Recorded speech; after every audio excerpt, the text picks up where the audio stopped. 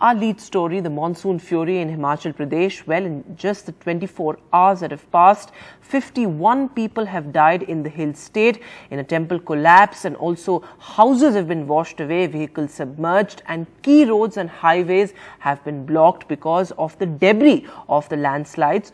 And well, similar conditions prevailing in Uttarakhand as well, where today a college building collapsed like a house of cards, and the rain alert has been issued now by the Met Department for the next few days as well. Take a look at this report.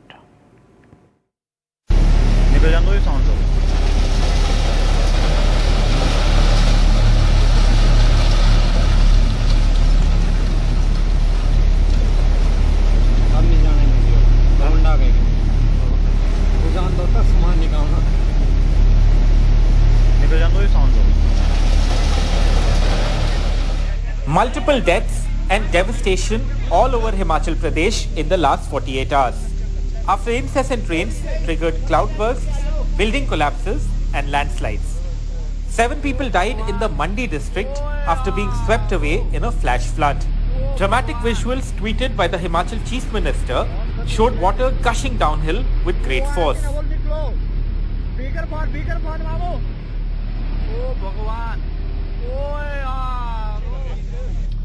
Earlier this morning, 9 people were killed after a prominent temple in Shimla collapsed after a landslide.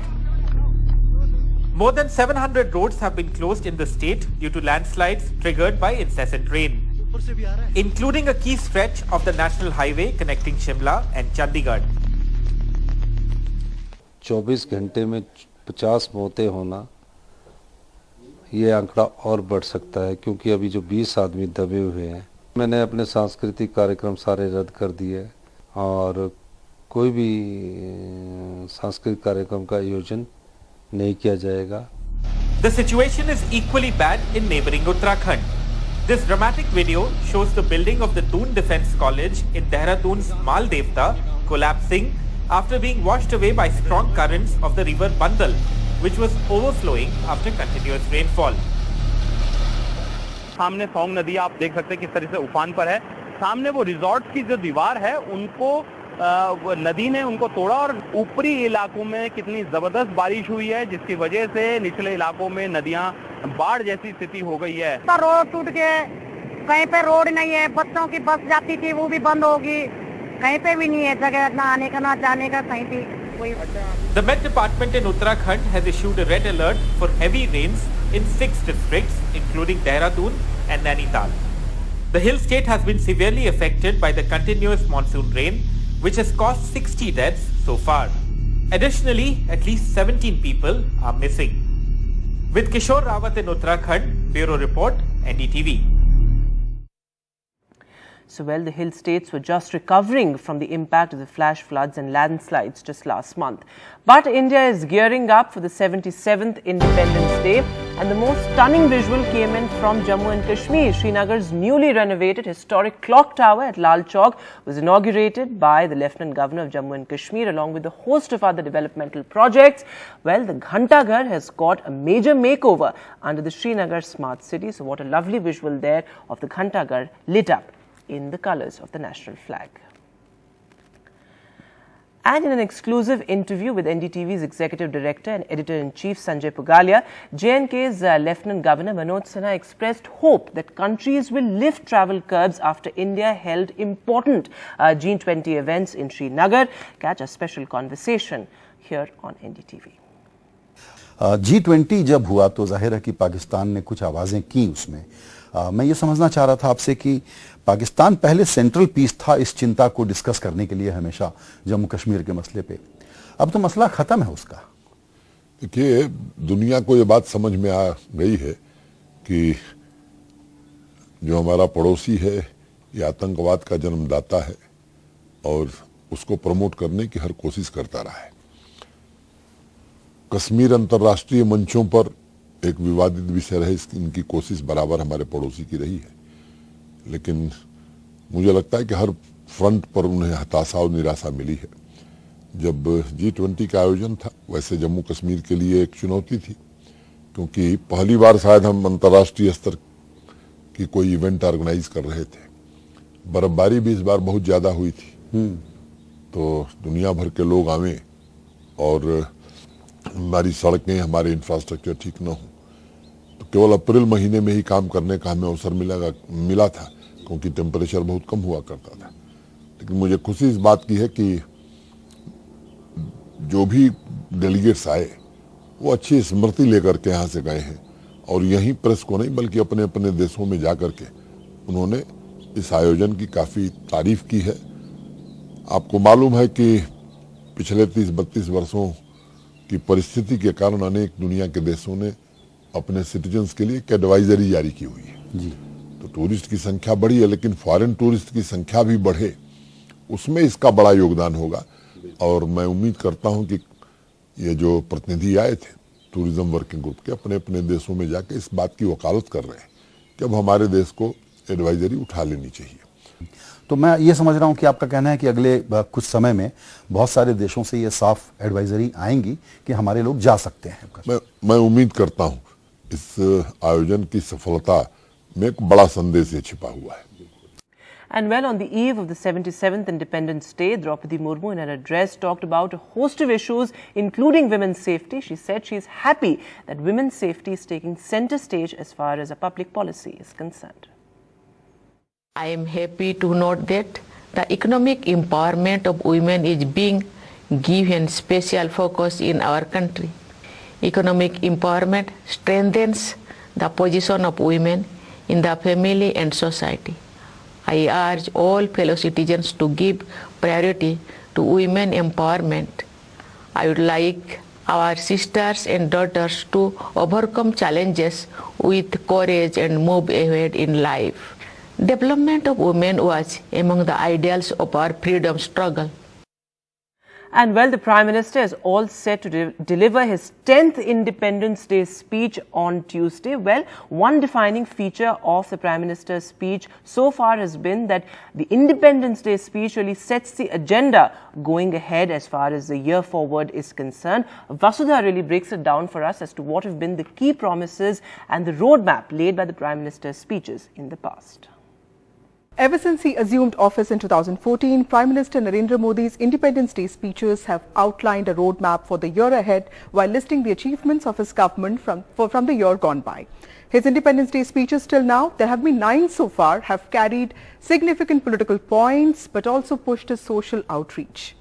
Apart from announcing major programs such as Swachh Bharat and Ayushman Bharat and formation of NEET Aayog, the Prime Minister has also talked about sanitary napkins, the need to educate sons as opposed to policing daughters, caste discrimination, and even brought up Balochistan and Pakistan's treatment of its own people. This year's speech is more important as it comes 5 days after his blistering attack on the opposition from the floor of the parliament, and this is his last Independence Day speech as the Prime Minister in his second term before the country prepares to vote in the Lok Sabha polls next year. With just a month left for the G20 Leaders Summit that India is all set to host next month, the Prime Minister's message to the international community will also be significant. Let's have a look at all the major announcements made by the Prime Minister in the past 9 years on Independence Day. In 2014, the Prime Minister presented cleanliness as a national project and promised separate toilets for girls in all government schools.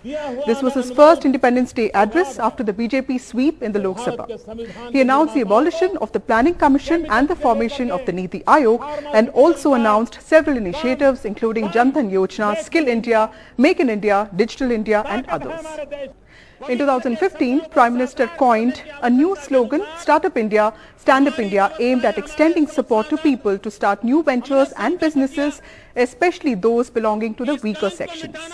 He told corporate houses that the amount of assistance they get from the government on their investment should be proportional to the number of jobs they create. In 2016, the Prime Minister praised the newly introduced GST. He attacked Pakistan and particularly talked about the attack on a school in Peshawar.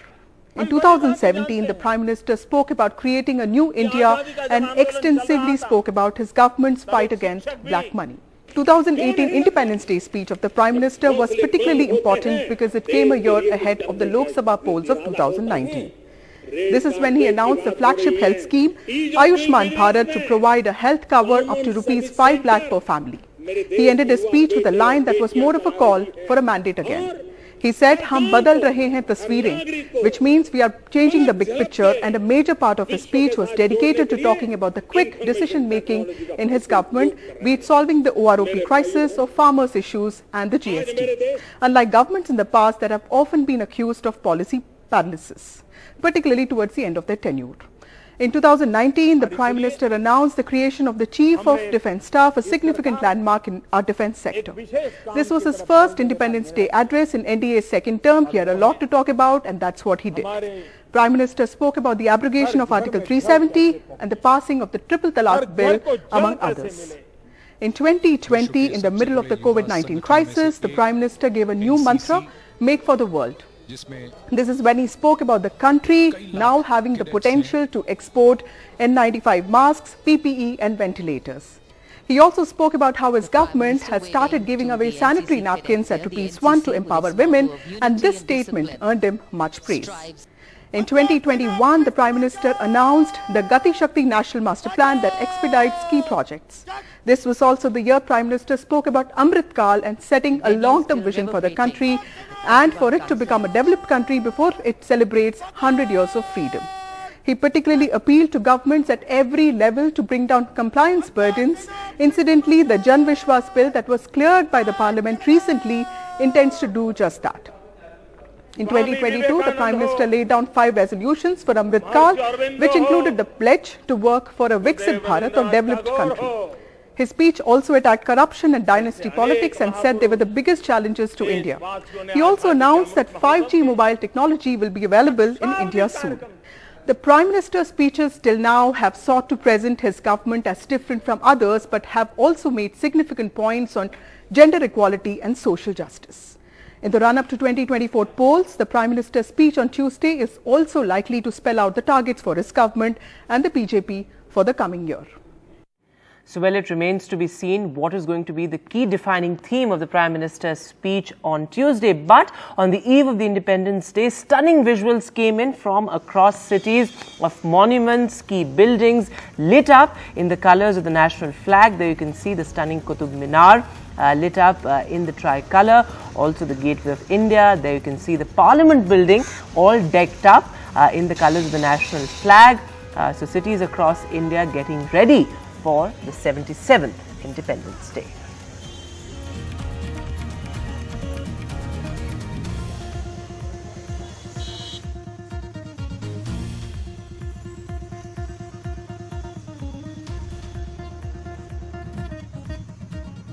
Moving now to some concerning news coming in. Retail inflation is at a 15-month high. It has risen to 7.4% from 4.9% in June. So a steep rise there. So the retail inflation has crossed the RBI's threshold limit for the first time in 4 months. In fact, vegetable prices really are one of the primary reasons behind this sharp spike and the steep rise in retail inflation. And food inflation is at a 40-month high at 11.5% in July from 4.5% in June. In fact, vegetable inflation, if we talk about it separately, it's at the highest in nearly 35 months. It's at 37.3%. We'll take a short break now. News and updates continue on the other side.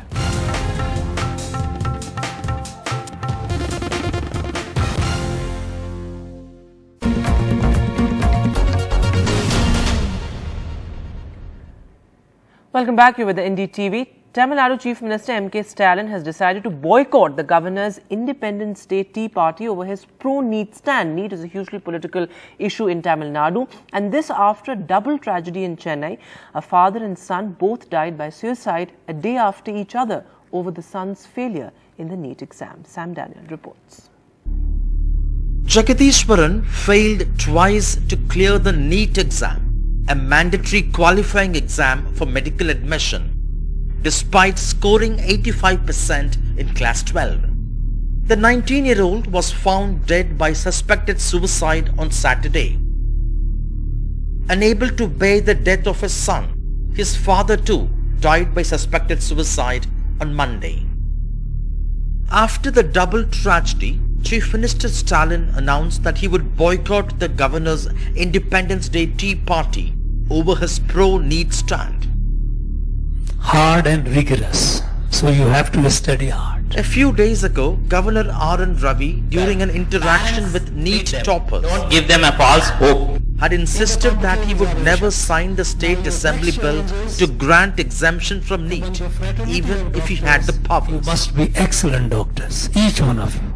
Most of the students who had secured more marks in the school final could not enter into NEET, whereas people who had secured low marks are getting seat in medical examination, passing NEET.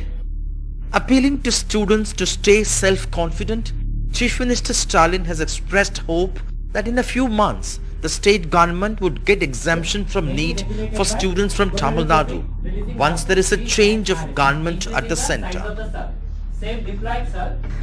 For nearly a decade, Tamil Nadu had abolished entrance tests for medical admissions and admitted students only on the basis of class 12 marks.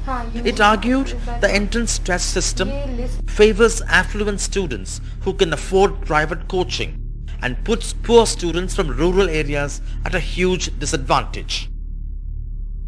16 students, including state toppers, have died by suicide in Tamil Nadu, underscoring the pressure they are under. All political parties except the BJP demand NEET exemption.